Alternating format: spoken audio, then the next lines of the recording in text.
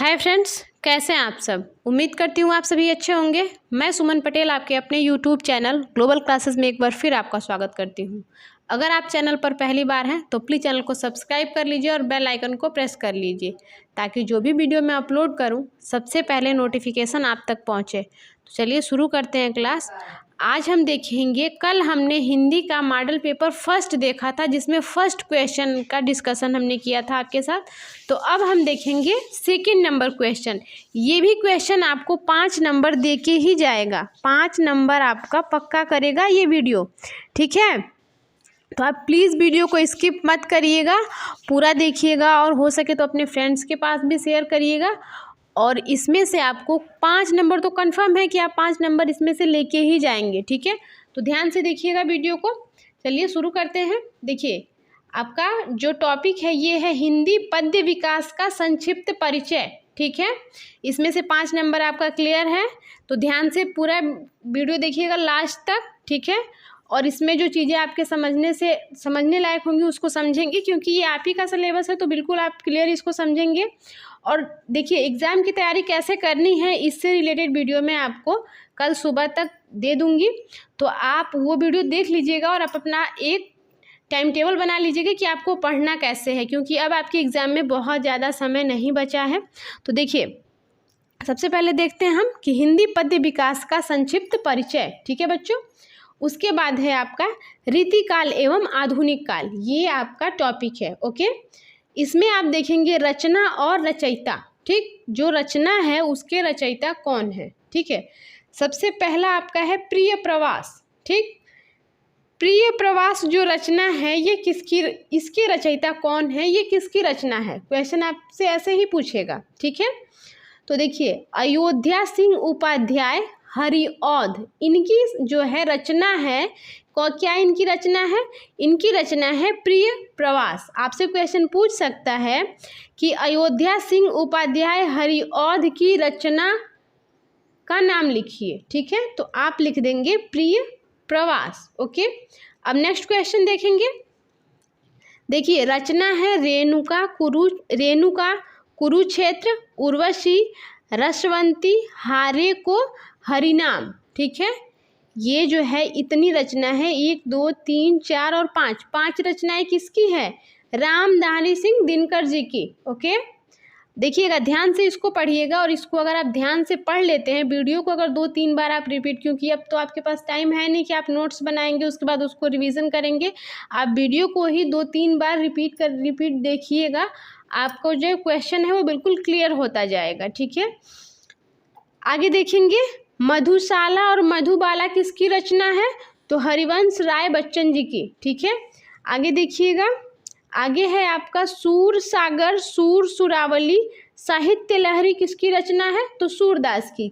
इसका तो नाम जो है याद करने में आपको ज़्यादा दिक्कत नहीं होगी। देखिए, सूर सागर सूर सुरावली और साहित्य लहरी, तो ये सूर सागर सूर सुरावली और इसमें का जो सूर है ये आप ऐसे करके भी याद कर सकते हैं, ठीक है।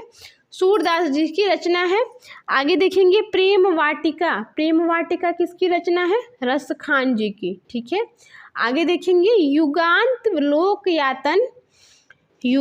लोकायतन ग्रंथि चिदंबरा युगपत किसकी रचना है, तो सुमित्रानंद पंथ की रचना है, ठीक है बच्चों। आगे देखेंगे, नीरजा, अग्निरेखा, यामा, सांध्य गीत, दीपशिखा किसकी रचना है, तो महादेवी वर्मा की रचना है, ओके। आगे देखेंगे, हिम तरंगिनी किसकी रचना है, तो माखनलाल चतुर्वेदी जी की, ठीक है। आगे, मुकुल त्रिधारा सुभद्रा कुमारी चौहान जी की रचना है। मुकुल और त्रिधारा जो है सुभद्रा कुमारी चौहान जी की रचना है। अगला देखेंगे, भारत भारती पंचवटी किसकी रचना है, तो मैथिली शरण गुप्त जी की, ठीक है। अगला है आपका एक पतंग अनंत से किसकी रचना है, तो वाजपेयी जी की, ठीक है बच्चों। यहाँ तक चीज़ें आपको समझ में आ गई होंगी। तो देखिए, आप इस चीज़ को आप स्क्रीनशॉट लेते चलिएगा, ठीक है। एक बार हम आपको शुरू से दिखा देते हैं, आप स्क्रीनशॉट ले लीजिए। आप यहाँ से स्क्रीनशॉट ले लेंगे, ठीक है। हम रोक दिए हैं यहाँ पे, अब आप स्क्रीनशॉट ले लेंगे। उसके बाद हम आपको अगला क्वेश्चन दिखाएंगे, ठीक है। इसके आगे का आप उसका स्क्रीनशॉट ले लीजिएगा और हो सके तो इसको आप रिवीजन करते रहिएगा ताकि आपको दिक्कत नहीं होगी। ठीक है, अब आप इसका स्क्रीनशॉट ले लेंगे। ठीक है, आई होप कि ले लिया होगा आपने। चलिए नेक्स्ट क्वेश्चन की तरफ चलते हैं। देखिएगा अब आपका नेक्स्ट क्वेश्चन जो है वो क्या बनेगा। मोस्ट इम्पॉर्टेंट क्वेश्चन है, इसको ध्यान से देखिएगा, नहीं तो फिर दिक्कत आप ही को होगी। एग्जाम में आपको बैठना है, हमें नहीं, तो आप ध्यान से देखेंगे तो ज़्यादा अच्छा रहेगा आपके लिए। तो देखिएगा मोस्ट इम्पॉर्टेंट क्वेश्चन है, ये आपके पेपर में क्वेश्चंस आ सकते हैं। ठीक है, क्योंकि जो इम्पोर्टेंट क्वेश्चन है वही क्वेश्चन हमने पिक किया है, तो आप इसमें से देखेंगे क्वेश्चन। सबसे पहला क्वेश्चन है कि छायावादी युग की 2 प्रमुख विशेषताएं या प्रवृत्तियां लिखिए। क्वेश्चन आपसे पूछ सकता है कि विशेषताएं लिखिए, या फिर क्वेश्चन ये भी पूछ सकता है कि प्रवृत्तियां लिखिए। इसलिए हमने विशेषताएं और प्रवृत्तियां दोनों को यहाँ पे आप लिख करके लिख लिया ताकि आपको समझने में दिक्कत नहीं होगी। ठीक है, तो देखिए पहला जो है छायावादी युग के 2 प्रमुख विशेषताओं की बात की गई है। तो पहला प्रकृति का मानवीकरण और दूसरा है रहस्यवादी भावना। ठीक है, नेक्स्ट क्वेश्चन देखेंगे, दूसरा नंबर क्वेश्चन है आपका कि प्रगतिवादी युग के 2 प्रमुख विशेषताएं या प्रवृत्तियां लिखिए। ठीक है, प्रगतिवादी युग की 2 प्रमुख विशेषताएं या प्रवृत्तियां लिखिए। तो पहला है साम्यवादी विचारधारा से प्रभावित और दूसरा है मानव मात्र के कल्याण के लिए मानवतावादी दृष्टिकोण। ओके, नेक्स्ट देखेंगे तीसरा नंबर क्वेश्चन। देखिए ये मोस्ट इंपॉर्टेंट क्वेश्चंस हैं, आप ध्यान से देखिएगा। छायावादी युग के 2 प्रमुख कवियों का नाम लिखिए। छायावादी युग के 2 प्रमुख कवियों का नाम, पहला महादेवी वर्मा और दूसरा जयशंकर प्रसाद।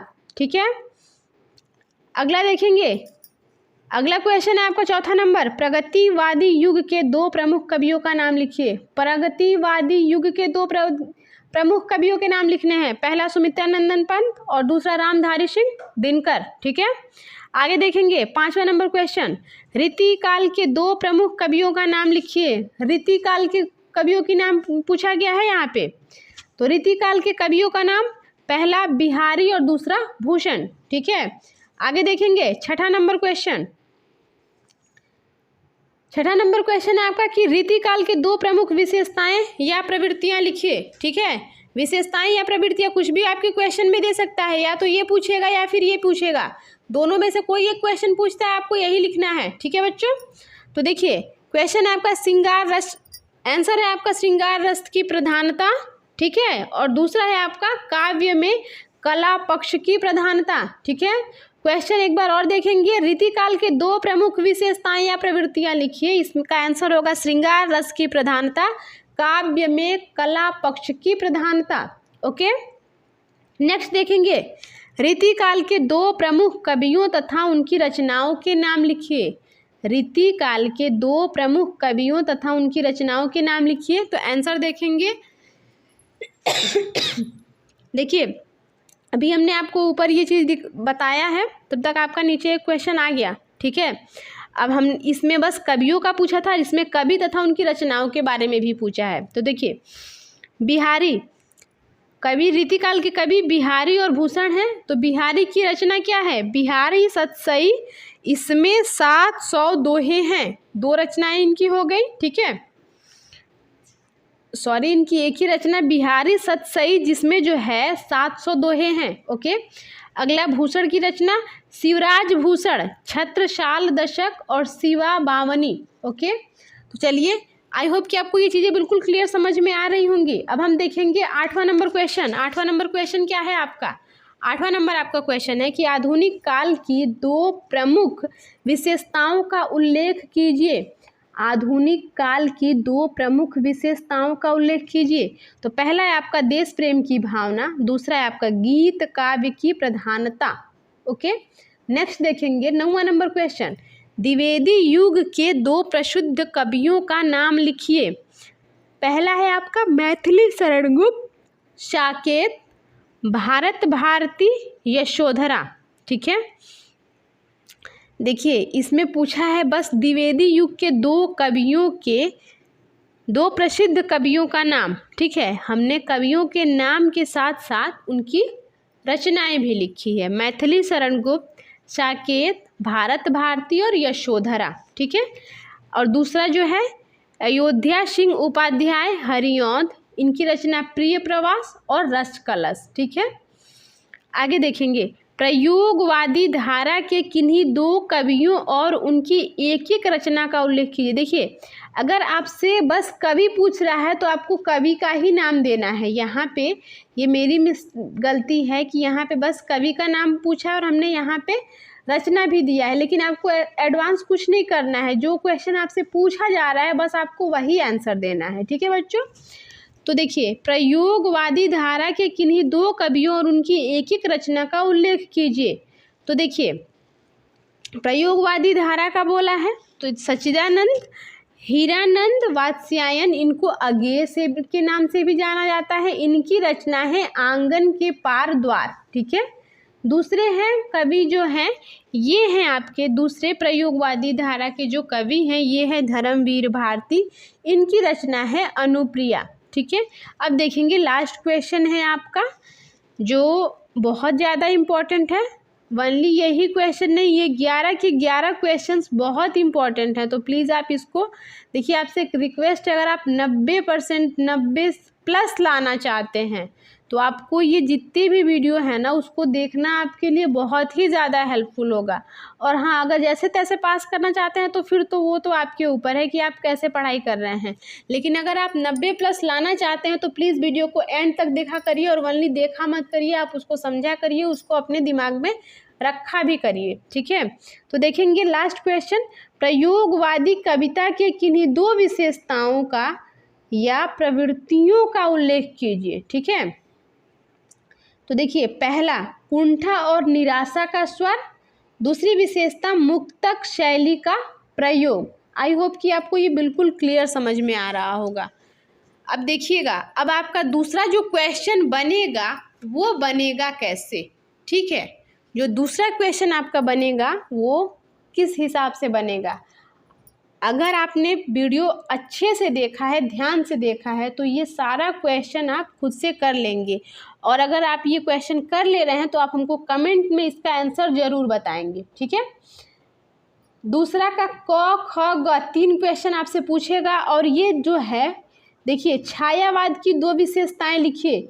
अगर आप एक विशेषता लिखेंगे तो आपको 1 नंबर मिलेगा, और अगर दोनों विशेषता लिखेंगे तो आपको 1+1 मतलब दोनों का नंबर मिलेगा, 2 नंबर। एक क्वेश्चन जो होगा वो 2 नंबर का होगा, दूसरा का 2 नंबर का होगा।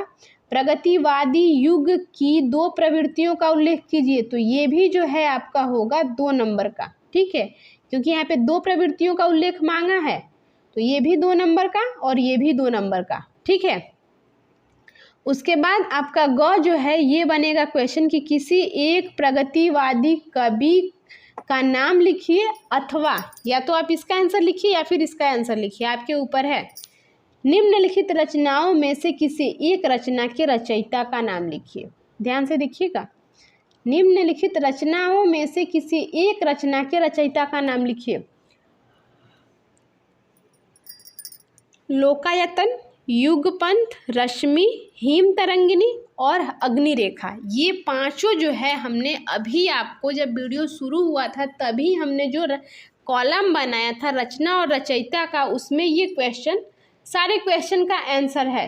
ठीक है। तो अब आप देख सकते हैं कि आपका जो एग्ज़ाम होगा वो बिल्कुल इसी पैटर्न पे ही होगा।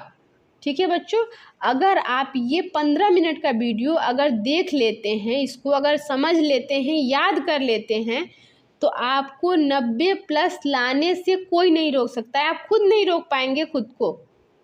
90% लाने से आप खुद अपने आप को नहीं रोक पाएंगे। अगर आप ये वीडियो देखते हैं और इसको समझते हैं, अपने ध्यान में रखते हैं, तो आपका 90+ जो है ये आना तय है।